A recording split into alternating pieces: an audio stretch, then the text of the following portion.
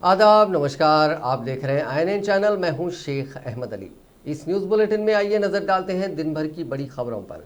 दुनिया भर में कोरोना वायरस से मुतासरीन का आंकड़ा आज 2,49,67,218 हो गया है, जबकि इस मोजी वायरस से अब तक 8,42,495 अफराद की मौत हो गई है।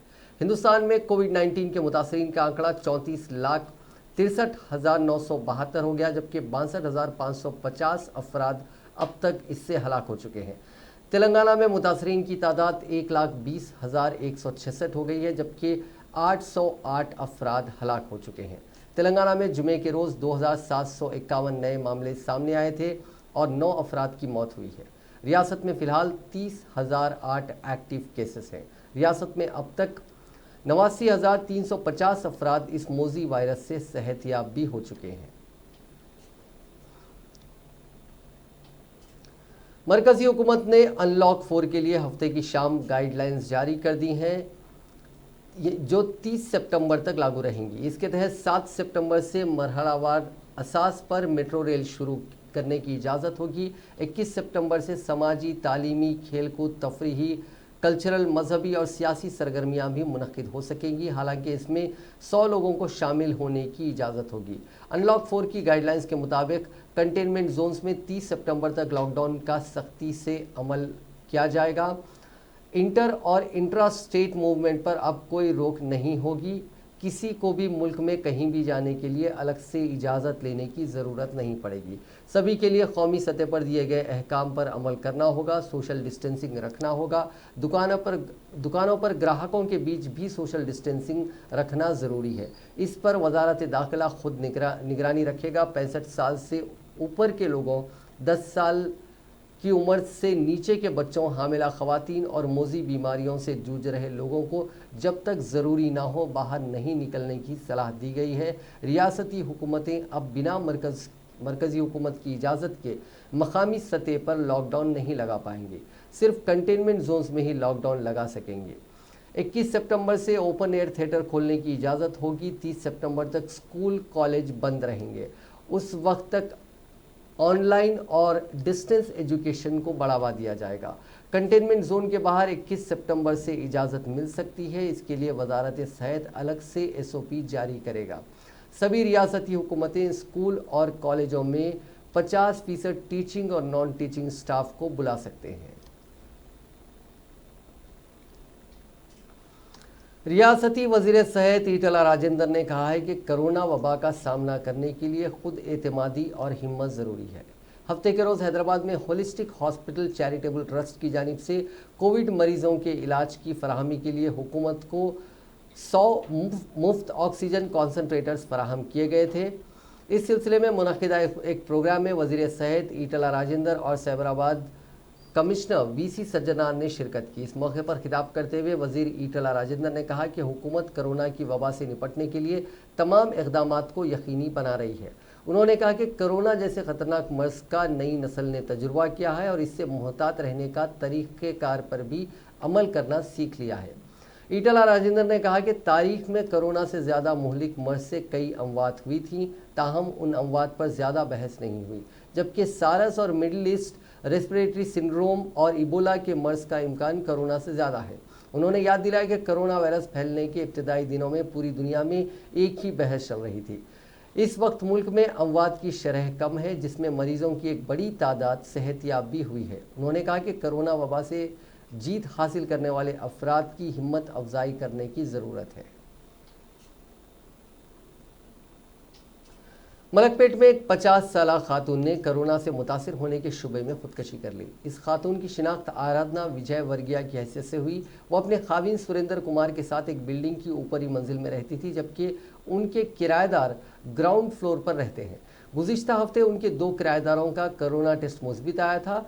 जब उसे इस बात का पता चला तो वो परेशान हो गई और जहनी दबाव में आ गई कि वो और उसका खाविन भी कोरोना वायरस से मुतासिर हो जाएंगे। 4 शुबे को आराधना रात का खाना खाने के बाद अपने कमरे में गई और सीलिंग फैन से लटक गई। ताहम उसके शोहर ने उसे लटकते हुए देख लिया और उसे फैन से उतारकर एक खानगी दवाखाने में इलाज के लिए मुंतकिल किया, जहां दौरान इलाज वो आज सुबह इंतकाल कर गई। इस खातून के भाई ने पुलिस को बताया कि वो जहनी तनाव का शिकार हो गई थी, जिसकी बिना पर उसने ये इंतहाई इक़दाम किया। कोरोना से मुतासिर शख्स की जानिब से आशा वर्कर्स पर हमला किया गया। ये वाक़या तेलंगाना के ज़िले मंचिरियाल के किस्टापुर गांव में पेश आया। ये आशा वर्कर्स, जिनकी शिनाख्त शैलजा और लक्ष्मी के तौर पर की गई, उन्होंने एक मुतासरा शख्स के घर पहुंचकर उससे ख्वाहिश की थी कि वो अपने घर पर ही आइसोलेट रहे, क्योंकि वो इस मर्ज से मुतासिर है। इस पर बरहम मरीज ने उन वर्कर्स पर हमला कर दिया। उन वर्कर्स की शिकायत पर पुलिस ने एक मामला दर्ज करके जांच शुरू कर दी। इसी दौरान पुलिस ने उस शख्स को अलग थलग मरकज़ यानी क्वारंटाइन सेंटर मुंतकिल कर दिया। पुलिस ने कहा कि मरीज को चाहिए कि वो हेल्थ वर्कर्स के साथ ताउन करे और इस वबा से लड़ी जाने वाली लड़ाई में पेश रहने वाले अफराद पर हमला करने वालों को सज़ा दी जाएगी। वाज़ेह है कि मंचिरियाल ज़िले में गुज़िश्ता 2 हफ्तों के दौरान कोरोना के मुतासरीन की तादाद में काफ़ी इजाफा हुआ है। हैदराबाद सिटी पुलिस की जानिब से उन 4 कैदियों की तस्वीर जारी की गई हैं जो गांधी हॉस्पिटल से फरार हो गए। वाज़ेह रहे कि इन कैदियों के कोरोना से मुतासिर होने पर इलाज के लिए गांधी हॉस्पिटल में शरीक करवाया गया था। 2 रोज़ कबल ये कैदी बाथरूम की आहिनी सलाखें निकाल कर फरार होने में कामयाब हो गए थे। चिलकलगुड़ा पुलिस ने उनके खिलाफ केस दर्ज कर लिया और उनकी तलाश के लिए खुसूसी टीमें तश्कील दी गई हैं। पुलिस ने उन कैदियों के नजर आने पर इतला देने की ख्वाहिश की है। इतला देने वालों का नाम खुफिया रखा जाएगा और उन्हें इनाम भी दिया जाएगा। फरार हो जाने वाले कैदियों का नाम सोमा सुंदर साकिन बोराबंडा, अरबाज साकिन बोराबंडा, मोहम्मद जावेद साकिन बंदलागुड़ा और नरसैया साकिन कोंडापुर बताए गए हैं। वज़ीर तालीम सबीता इंदिरा रेड्डी ने कहा है कि मरकज़ी हुकूमत के रहनुमायाना हिदायत के बाद ही रियासत में स्कूलों को खोलने का फैसला किया जाएगा। तब तक डिजिटल क्लासेस के ज़रिए तलबा को तालीम जारी रहेगी। टीवी के ज़रिए तेलुगु, उर्दू और अंग्रेज़ी ज़बान में डिजिटल क्लासेस नशर किए जाएंगे। सबीता इंदिरा रेड्डी ने कहा कि स्कूल शुरू होने के बाद ही विद्या वॉलंटियर्स और जुज़वक्ती असातिज़ा की खिदमत हासिल की जाएंगी।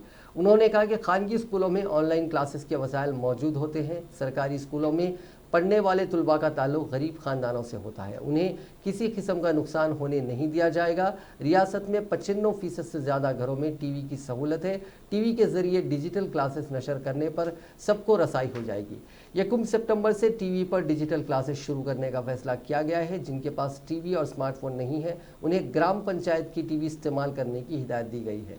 हम सर्वे कर रहे हैं कि रियासत के कितने अफराद के पास टीवी है। हमारे ख्याल में 1 लाख ख़ानदानों के पास टीवी नहीं होगी। हम ऐसे ख़ानदानों के तलबा के लिए वर्कशीट फराहम करेंगे। उन्होंने कहा कि असातिज़ा को हिदायत दी जाएगी कि वो शख्सी तौर पर ऐसे तलबा की निगरानी करें। इब्तिदा में डिजिटल क्लासेस से थोड़ी परेशानी होती है, लेकिन बहुत जल्द वो दूर हो जाएगी। हर तालिब इल्म को सबक पढ़ाने के इक़दाम किए जाएंगे। असातिज़ा को हिदायत दी गई है कि वो बच्चों के शुकूक व शुबहात को दूर करने के लिए फ़ोन नंबर लें। सबीता इंदिरा रेड्डी ने कहा कि खानगी स्कूलों को डिजिटल क्लासेस शुरू करने की मरकज़ी हुकूमत ने रहनुमाई की है, जिसके मुताबिक रोज़ाना सिर्फ 30 मिनट से 3 घंटे तक क्लासेस मुनक़िद करने की इजाज़त रहेगी। ये क्लासेस हफ्ते में सिर्फ 5 दिन होंगे। ज़ायद वक्फे तक क्लासेस चलाने पर स्कूलों के खिलाफ कार्रवाई की जाएगी, क्योंकि बच्चों को ज़्यादा देर तक इलेक्ट्रॉनिक स्क्रीनों के सामने बैठने की इजाज़त नहीं है। उन्होंने कहा कि खानगी स्कूलों में फ़ीसों पर कंट्रोल करने के लिए भी इक़दाम किए जा रहे हैं। तेलंगाना वो पहली रियासत है जिसने जियो 46 जारी किया, जिसके मुताबिक खानगी स्कूलों को गुज़िश्ता साल की फ़ीस वसूल करने की हिदायत दी गई। अगर स्कूलों की जानिब से ज़ायद फ़ीस की वसूली के बारे में शिकायत वसूल होती हैं तो उन्हें नोटिस जारी किए जाएंगे। क़वायद की खिलाफ वर्जी के सबूत मिलने पर कार्रवाई करेंगे। अब तक 17 स्कूलों के खिलाफ ज़ायद फ़ीस की शिकायत मौसूल हुई है, उन्हें नोटिस जारी की गई है। सबीता इंदिरा रेड्डी ने कहा कि चीफ मिनिस्टर का ये एहसास है कि इंजीनियरिंग कॉलेजों की तर्ज पर स्कूलों के लिए सालाना फ़ीस मुकर्रर किया जाना चाहिए। इसके लिए हम स्कूलों में फराहम की जाने वाली सहूलियात, खिदमात, असातिज़ा की तादाद, फ़िलहाल वसूल की जाने वाली फ़ीस, आमदनी, अखराजात वगैरह की तफसीलात इकट्ठा कर रहे हैं। खानगी स्कूलों की फ़ीस का तयन करने के लिए कमेटी तश्कील दी जाएगी। ये कमेटी फ़ैसला करेगी कि सालाना कितनी फ़ीस में इजाफ़ा किया जाए। इस अमल से मुस्तकबिल में फ़ीसों का मसला पैदा नहीं होगा। नेट और एनडब्ल्यूटी और जेईई को मुलतवी कर देने से मुतालिक पूछे गए सवाल का जवाब देते हुए सबिता इंदिरा रेड्डी ने कहा कि सुप्रीम कोर्ट ने इस इम्तिहान को मुनक्किद करने की इजाज़त दी है और हमारा भी यही ख्याल है कि हमारे बच्चे पीछे ना रह जाएं। रियासत के तुलबा भी इम्तिहान लिखने के लिए तैयार हैं। रियासती हुकूमत ने अब तक 67 लाख तुलबा को बगैर इम्तिहान लिखे कामयाब कर दिया है। हमारा मौक़िफ़ इम्तिहान के ज़रिए कामयाबी हासिल करना है ताकि बच्चों में सलाहियतें पैदा होंगी।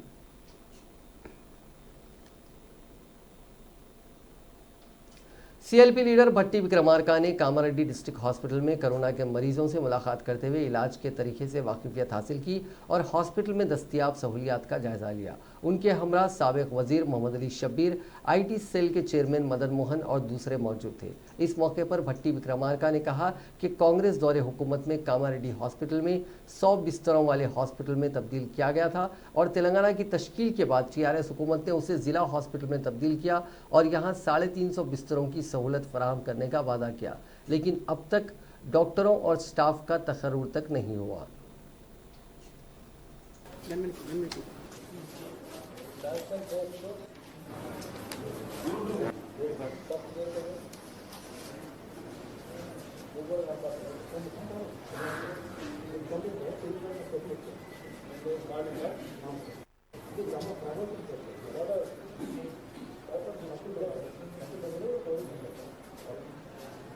టెస్ట్ చేసుకోవాల్సింది లంగ్స్ ఊపిరితిత్తులు చేసుకోవాలా. ఇది జిల్లా హెడ్ క్వార్టర్ కదా, ఊపిరితిత్తులు మరి పని చేస్తున్నా లేదో వాడి కరోనా పేషెంట్కి ఇమీడియట్ తెలియాలంటే సిటీ స్కాన్ ఉండాలో ఉందా మీ దగ్గర అంటే జిల్లా హెడ్ క్వార్టర్ హాస్పిటల్లో సిటీ స్కాన్ లేదండి. ఇంతకంటే దౌర్భాగ్యం ఏమైనా ఉందా? అసలు ఇది ప్రభుత్వమేనా అని నేను అడుగుతా ఉన్నాను. ఈడ ప్రభుత్వమే లేదు. గవర్నర్ గారు చెప్పినట్టుగా నా ప్రభుత్వం కరోనా కోవిడ్ కట్టడి చేయడంలో పూర్తిగా వైఫల్యం చెందిందని వారు చెప్పారు. నా ప్రభుత్వం నేను రాసిన అనేక ప్రశ్నల సమాధానం కూడా ఇవ్వలేనని చెప్పింది. అంటే ఇక్కడ పూర్తిగా ప్రజల ప్రాణాలు గాలికి వదిలేశారు, వాళ్ళు చనిపోతా ఉన్నారు. అమ్మా, మీరైనా వైద్య శాఖని కరోనా తగ్గేంత వరకు ఈ రాష్ట్ర ప్రభుత్వంలో ఉన్న అన్ని శాఖలను మీరు కంటిన్యూస్గా మానిటర్ చేయండి. ఆర్థిక శాఖని మానిటర్ చేయండి. ప్రభుత్వ ఆసుపత్రులకు కావాల్సినటువంటి సకల సదుపాయాలను వెంటనే మీరు रियासती गवर्नर डॉक्टर तमिलिसाई सौंदरराजन से चीफ मिनिस्टर चंद्रशेखर राव ने आज मुलाकात की। राजभवन में हुई इस मुलाकात के दौरान चीफ मिनिस्टर केसीआर ने गवर्नर को पुरसा दिया। वाज़ेह रहे कि गुज़िश्ता रोज़ गवर्नर सुंदरराजन के चाचा वसंत कुमार एमपी का कोरोना से चेन्नई में इंतकाल हुआ था। वसंत कुमार कन्याकुमारी लोकसभा से नुमाइंदगी करते थे। ज़राए के मुताबिक चीफ मिनिस्टर ने इस मुलाकात के दौरान 7 सितंबर से शुरू होने वाले असम्बली के मानसून इजलास की तैयारियों से उन्हें वाकिफ़ करवाया। ज़राए के मुताबिक असम्बली इजलास के दौरान हुकूमत कई बिल्स को पेश करने वाली है। इस सिलसिले में भी चीफ मिनिस्टर ने गवर्नर को वाकिफ़ करवाया। रियासत में कोरोना वायरस पर काबू पाने के इक़दामात, कोरोना के टेस्ट में इजाफे किए जाने के इक़दामात और इलाज व मुआलजे के तरीके से भी गवर्नर को वाकिफ़ करवाया गया। वज़ीर ट्रांसपोर्ट पी अजय कुमार ने कहा है कि तेलंगाना रियासत इंफॉर्मेशन टेक्नोलॉजी में मुल्क में दूसरे नंबर पर है। गुज़िश्ता 5 साल के दौरान रियासत की आईटी बरामदात दुगनी हो गई हैं और फिलहाल तेलंगाना की आईटी बरामदात 1,28,000 करोड़ रुपए तक पहुंच गई हैं। वज़ीर ट्रांसपोर्ट ने आज खम्मम टाउन में कायम होने वाले आईटी हब ट्विन टावर्स का मायना किया और आईटी हब के कामों को जल्द से जल्द मुकम्मल करने की हिदायत दी। इस मौके पर मीडिया से बात करते हुए उन्होंने कहा कि रियासती हुकूमत आईटी के शोबे को फ़रोग़ देने और मुलाजिमत के वसी मौके पैदा करने के मकसद से बहुत सी आईटी कंपनियों को मदऊ कर रही है। उन्होंने कहा कि रियासत के दूसरे दर्जे के शहरों में आईटी खिदमात को वसअत देने के लिए आईटी हब कायम किए जा रहे हैं। इसी मकसद के तहत खम्मम टाउन में भी आईटी की सरगर्मियों को वसअत देने की आईटी हब कायम किया जा रहा है। उन्होंने कहा कि 25 करोड़ रुपए की लागत से खम्मम शहर के क़ल्ब में तामीर किए जाने वाले आईटी हब के काम तेज़ी के साथ जारी हैं और यहाँ आईटी की खिदमत जल्द शुरू हो जाएंगी। आइंदा माह वज़ीर आईटी व इंडस्ट्रीज़ तारक रामाराव के हाथों खम्मम आईटी हब का इफ्तिताह अमल में लाया जाएगा।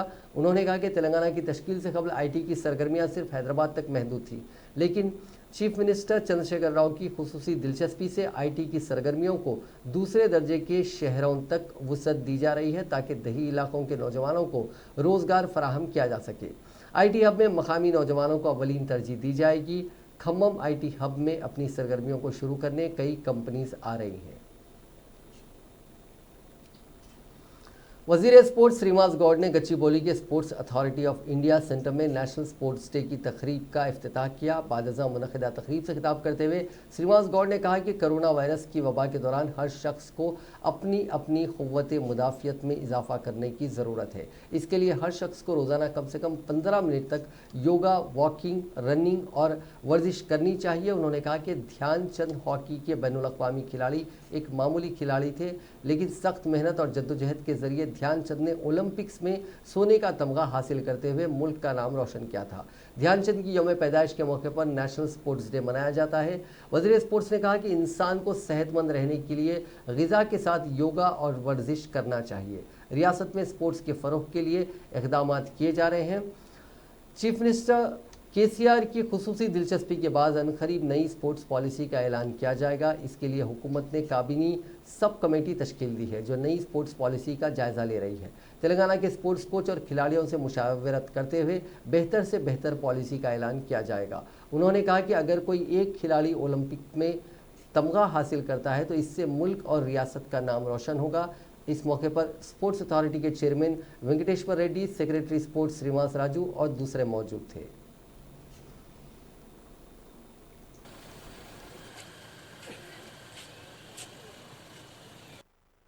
वो ध्यानचंद जी वो बचपन से खेल के वो ओलंपिक्स में भी 3 गोल्ड मेडल्स लाया। ऑर्डिनरी पर्सन वो ओलंपिक्स तक खेल सकते बोल के एक एग्जाम्पल बताया। बहुत अच्छा प्लेयर है वो। इंडियन गवर्नमेंट भी उसको पद्म भूषण अवार्ड दिया। उसका नाम पे बहुत अवार्ड भी दे रहे। ये इंडिया में फर्स्ट टाइम एक ऑर्डिनरी पर्सन हॉकी खेल के वो इंडिया में हॉकी बोले तो वर्ल्ड में इंडिया टीम है बोल के ऐसा नाम लाया। आज हर एक प्लेयर भी उसको आदर्श लेके वैसा खेलना, उसका नाम। वज़ीर फाइनेंस हरीश राव ने दोबा के असेंबली हल्के में डबल बेडरूम और मिशन भागीरथा के कामों की पेशरफ्त का जायजा लिया। इस इजलास में जिला कलेक्टर वेंकट रामन रेड्डी और रुकने पार्लियामेंट के प्रभाकर रेड्डी भी मौजूद थे। इजलास में वज़ीर हरीश राव ने कहा कि दोबा के असेंबली के 25 देहातियों में डबल बेडरूम मकानात का काम मुकम्मल हो गया है। उन्होंने कहा कि जितना जल्द हो सके वो मकानात मुस्तहिक अफराद में तकसीम किए जाएंगे। उन्होंने कहा कि तकसीम का मामला इंतहाई शफाफ अंदाज में होना चाहिए। हर मकान में हार्वेस्टिंग पिट तामीर किए जाएं। हरीश राव ने कहा कि सितंबर के आखिर तक दुब्बा के तमाम देहातों में डंपिंग यार्ड, कब्रस्तान, शमशान घाट को मुकम्मल करके उनको इस्तेमाल में लिया जाए। बरकी मसाइल की यकसोई की जाए और लो वोल्टेज के मसाइल को ख़त्म किया जाए। ज़रूरत पड़ने पर नए और इजाफी ट्रांसफार्मर्स के लिए रकम मंजूर की जाए। सदर तेलंगाना प्रदेश कांग्रेस कमेटी व रुकने पार्लियामेंट उत्तम कुमार रेड्डी ने मुतालबा किया है कि मरकजी हुकूमत NEET और JEE के इम्तहानात को फौरी मुलतवी कर दे ताकि लाखों तुलबा को कोरोना वायरस के मुमकिन असर से महफूज रखा जा सके। उत्तम कुमार रेड्डी ने तुलबा तंजीम NSUI के रियासती सदर वेंकट की एक रोज़ा भूख हड़ताल ख़त्म करवाते हुए उन्हें नींबू का शरबत पेश किया। इस मौके पर मीडिया से बात करते हुए उत्तम कुमार रेड्डी ने कहा कि मरकजी और रियासती हुकूमत हर धर्मी से काम लेते हुए लाखों तुलबा की ज़िंदगियों के साथ खेल रही है। उन्होंने कहा कि तेलंगाना समेत मुल्क भर में कोरोना के मामलात अपने उरूज पर हैं। ऐसे में एंट्रेंस इम्तहानात मुनक़िद करना तुलबा और उनके अफराद ख़ानदान की ज़िंदगियों के साथ खिलवाड़ करने के अलावा कुछ भी नहीं। वाज़ेह रहे कि NSUI के रियासती सदर वेंकट ने इम्तहानात मुलतवी करने का मुतालबा करते हुए भूख हड़ताल की थी, लेकिन उनकी सेहत ख़राब होने की वजह से उत्तम कुमार रेड्डी ने उन्हें भूख हड़ताल ख़त्म करवाई और उन्हें इलाज के लिए Krishna institute of medical sciences मुंतकिल करवाया। इस मौके पर साबिक रुकने पार्लियामेंट V हनुमंतराव और दीगर सीनियर कायदीन मौजूद थे।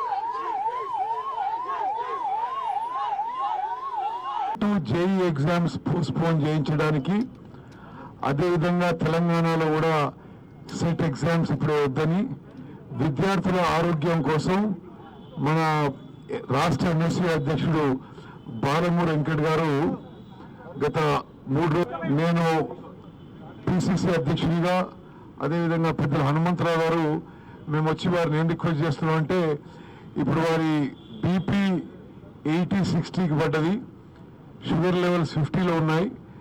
ఇప్పుడు మరి తప్పనిసరిగా ఈ పోరాటం एनएसयूआई के तेलंगाना के स्टेट प्रेसिडेंट जो बलमूरी वेंकट सर, जो पिछले 50 आज को अब तक 56 आवर्स हो गए थे अमर निहारा दीक्षा हंगर स्ट्राइक टिल डेथ। तो आज जैसा कि बॉडी वीकनेस होने से हॉस्पिटल को शिफ्ट किए गए, उन्होंने एक्चुअली एक कोरोना पेशेंट थे, रिसेंटली कोरोना से उन्होंने ठीक हो चुके थे, फिर भी ये गवर्नमेंट स्टूडेंट्स को हमेशा खिलाफ थी और आज भी खिलाफ है। गवर्नमेंट, नरेंद्र मोदी गवर्नमेंट या फिर टीआरएस गवर्नमेंट, ये हमारी एनएसयूआई की आवाज को रोकने के लिए आज तेलंगाना की पूरी पुलिस फोर्स को गांधी भवन के सामने बुला के रख दिए।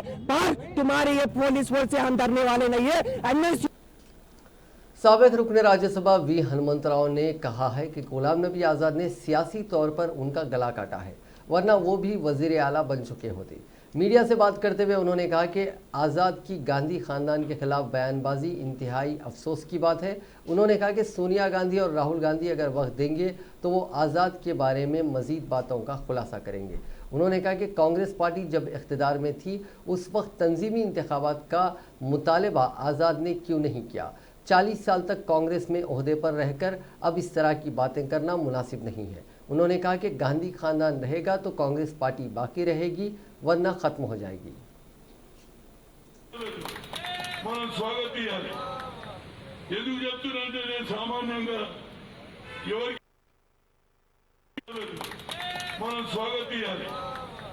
ఎందుకు చెప్తున్నానంటే నేను సామాన్యంగా ఎవరికి భజన చేయడం బాబు. పని బాగా చేస్తే భజన చేస్తాం, ఎవరు పని చేస్తే వాళ్ళని కోరుకుంటాం. పని ముఖ్యం.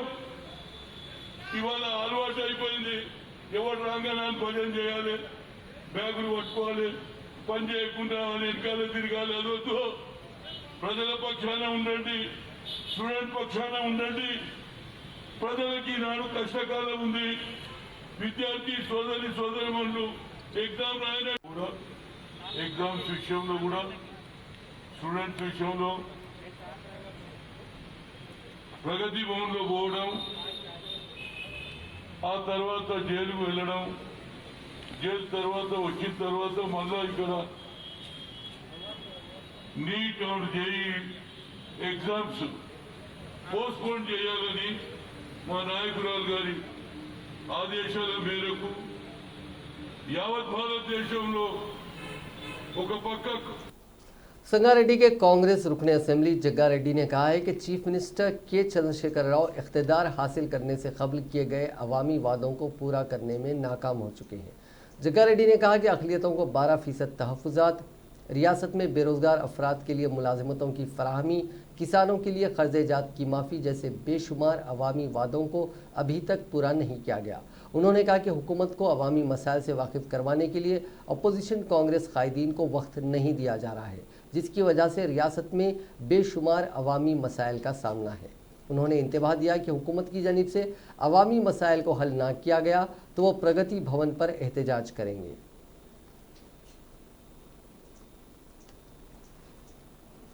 ₹1,00,000 రుణమాఫీ చేసినా కూడా ఎందుకో ప్రజలు కేసీఆర్నే నమ్మారు. ఆయన మేము 2 లక్షలు అంటే ఆయన లక్షకే ఓట్లు వేసారు రైతులు.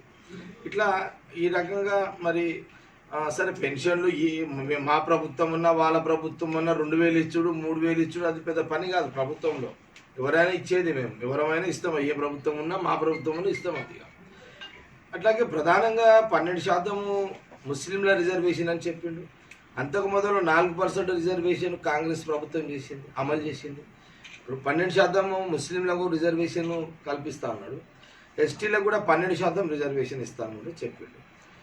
అట్లాగే మా కాంగ్రెస్ ప్రభుత్వంలో ఏ పేదవాడు ఇల్లు కట్టుకోవాలనుకున్నా ఇందిరమ్మ ఇంటి భాగంలో ఎస్సీలకు, ఎస్టీలకు, బీసీలకు 1,00,000, 1,10,000, 1,20,000 రూపాయలు ఇచ్చేవాళ్ళం. వాళ్ళ ఆ డబ్బుతోటి ఇల్లు కట్టుకోమని చెప్పి లేదా అట్లాగే ప్లాట్లు కూడా ఇచ్చేవాళ్ళం, ఎవరైనా ప్లాట్లు లేకపోతే ప్లాట్లు ఇచ్చేవాళ్ళం. కానీ तेलंगाना के चीफ विप विनय भास्कर ने कहा कि निचली सियासत के बजाय तेलंगाना बीजेपी के लीडरों को चाहिए कि वो रियासत को वाजिबुल अदा जीएसटी के मुआवजे की इजराई के लिए मरकजी हुकूमत को तरगीब दें. उन्होंने वरंगल ज़िले में मीडिया से बात करते हुए बीजेपी के कायदीन को मशवरा दिया कि वो इस बात को यकीनी बनाएं कि तेलंगाना को फंड्स हासिल हो सके. उन्होंने कहा कि शदीद बारिश ने वरंगल को काफ़ी नुकसान पहुंचाया है.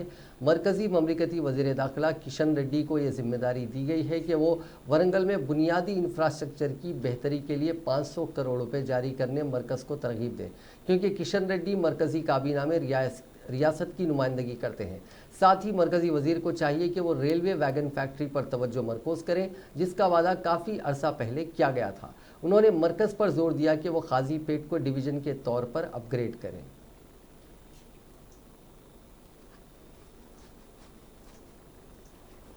ఎక్కడికక్కడ కట్టుదిట్టం చేసి ప్రాణ నష్టం కాకుండా చేసినటువంటి సందర్భాన్ని మీకు గుర్తు చేస్తున్నా. గౌరవ ముఖ్యమంత్రి గారు పల్లె ప్రగతితో పాటు పట్టణ ప్రగతి కార్యక్రమాన్ని నిర్వహించింది కాబట్టి ఆ పట్టణ ప్రగతిలో తీసుకున్నటువంటి చర్యల కారణంగా ఆ పట్టణ ప్రగతిలో డ్రైన్స్ కానీ నాలాలు కానీ డీసిల్టింగ్ చేసినటువంటి కారణంగా ప్రాణ నష్టం జరగలేదని కూడా ఈ సందర్భంగా తెలియజేస్తున్నాం. ఈ సందర్భంగా నిన్న కౌన్సిల్ సమావేశంలో ఈ నష్టాన్ని टीआरएस की साबिक रुकन पार्लियामेंट व तेलंगाना जागृति तंजीम की सदर के कविता ने एक माजूर नौजवान को स्कूटर हवाले किया जो हादसे का शिकार हो गया था. इस नौजवान की शिनाख्त विनय के तौर पर की गई है. कोरटला टाउन से ताल्लुक़ रखने वाला बी विनय 2014 को सड़क हादसे का शिकार हो गया था, जिसके नतीजे में उसके पैर मुतासिर हुए. इस नौजवान ने हैदराबाद से इंजीनियरिंग की डिग्री की थी, लेकिन वो इस हादसे के नतीजे में गुज़िश्ता 6 बरस से काम नहीं कर पा रहा था और उसके इलाज के अखराजात तकरीबन 18 लाख रुपए हुए, जिसके नतीजे में उसका ख़ानदान मायूसी का शिकार हो गया था. कविता को अखबार की एक रिपोर्ट से इस वाक़े का इल्म हुआ, जिसके बाद उन्होंने विनय से रब्ता किया. टीआरएस पार्टी और अपनी तरफ से मदद की यकीन दहानी करवाई. कविता ने टीआरएस पार्टी की तरफ से हफ्ते को इस नौजवान को हैंडीकैप स्कूटर हवाले किया. विनय के ख़ानदान ने कविता और दीगर का शुक्रिया अदा किया. सदर रियासती बीजेपी और रुकन पार्लियामेंट बंडी संजय की क़यादत में इतवार के रोज़ पार्टी की आमिला की मीटिंग मुनक़िद होगी. इस इजलास में 17 सितंबर को यौम सुकूत हैदराबाद की तकरीब का इनेकाद और हुकूमत से सरकारी सतह पर तकरीब मनाने का मुतालबे पर गौर व खौस किया जाएगा. इसके अलावा MLC और GHMC इंतखाबात के सिलसिले में पार्टी की हिकमत अमली, श्री सैलम पावर प्लांट में आतिशज़दगी वाक़या और किसानों के मामले पर पार्टी कायदीन के साथ तफसीली तौर पर तबादला ख्याल किया जाएगा. Cyberabad police commissioner VC Sajjanar ने बताया कि स्पेशल ऑपरेशंस टीम ने एक इतला पर कार्रवाई करते हुए मुख्तलिफ जराइम में मुलविस बैन रियासती मुलजिमों की टोली के 10 अफराद को गिरफ्तार कर लिया. उनके कब्जे से 2 तेज़धार हथियार, रहजनी में इस्तेमाल की जाने वाली अशिया, एक DCM और एक मोटरसाइकिल को भी जब्त किया. उत्तर प्रदेश से ताल्लुक़ रखने वाले ककराल गैंग के ये 10 अफराद संगारेड्डी में खुफुल शिकनी के जरिए 2 दुकानों में सरखे की वारदातों में मुलविस थे. पुलिस ने उनके खिलाफ केस दर्ज करते हुए उनको अदालती तहवील में दे दिया. 500 మంది ఉంటారు. సో వీళ్ళందరూ కూడా ఆల్మోస్ట్ వాళ్ళు డైలీ బేసిస్ పైన కలుస్తూనే ఉంటారు. ముఖ్యంగా ఈ గ్యాంగ్లో ఇంపార్టెంట్ పాత్ర ఈ సఖీ అహ్మద్ అలియాస్ గుడ్డు అనేవాడు. ఈయనే నోటోరియస్ ఆఫెండరు. అంతకుముందు కూడా చాలా కేసెస్లో ఇన్వాల్వ్ అయినారని చెప్పి తెలిసింది. సో ఈయనకి PT వారెంట్ తీసుకొని మళ్ళీ మనము వీళ్ళు ఇంట్రాగేటివ్ పోలీస్ కస్టడీ తీసుకొని అదేవిధంగా ఈయనే మళ్ళీ ఆఫెన్సెస్ చేయాలి అని చెప్పి ఒక ప్లాన్ కాన్స్పిరసీ చేసి अगर तिलसिन वाला अंदर नाजरीन, इस न्यूज़ बुलेटिन में बस इतना ही. देखते रहिए INN चैनल.